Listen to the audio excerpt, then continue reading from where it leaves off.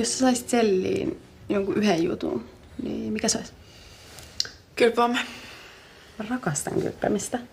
No niin mäkin, en mä nyt ois muuten sitä sanonut. Onko se niitä, jotka tykkää kylpeä yksin vai seurassa? Sama.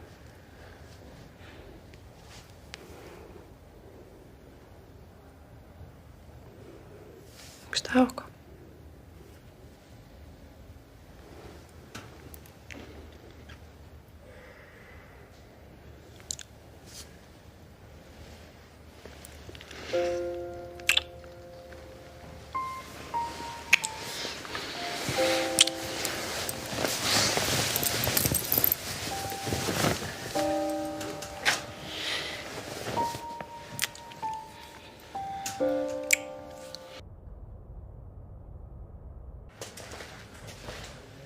Olipa kiva kuulla Robinin ääntä.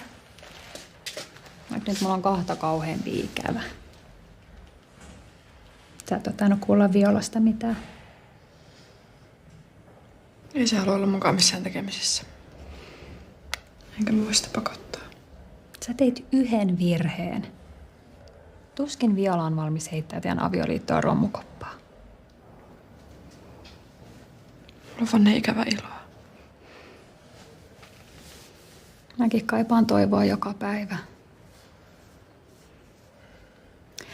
Pitäisikö sun kuitenkin soittaa Violalle? Sun oloa voisi helpottaa, jos sä kuulet, että sun lapsella on kaikki hyvin. Elina, olisi vähän uutisia.